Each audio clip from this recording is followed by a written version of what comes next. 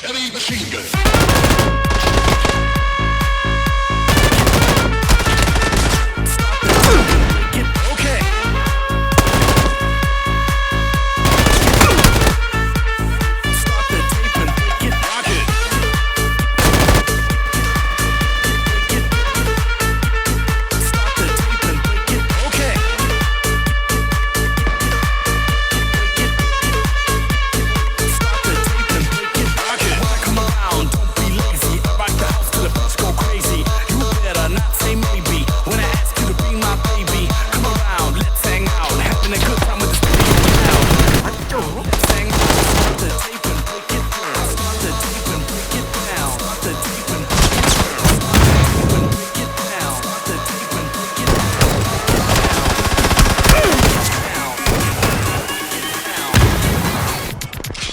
Machine gun.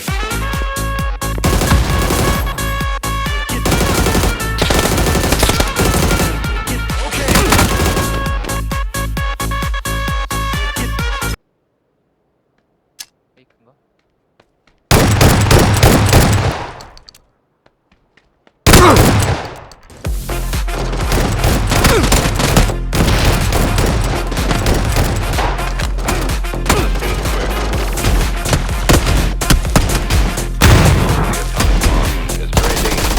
Get ready for it.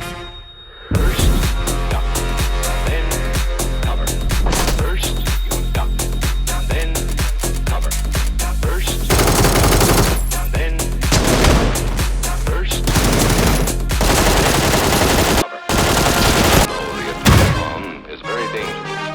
We must get ready for it, with warning and without any warning. Duck and cover and do it fast.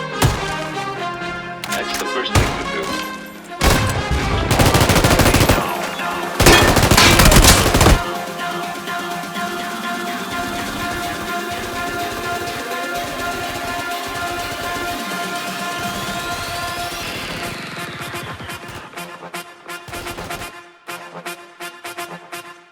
The atomic bomb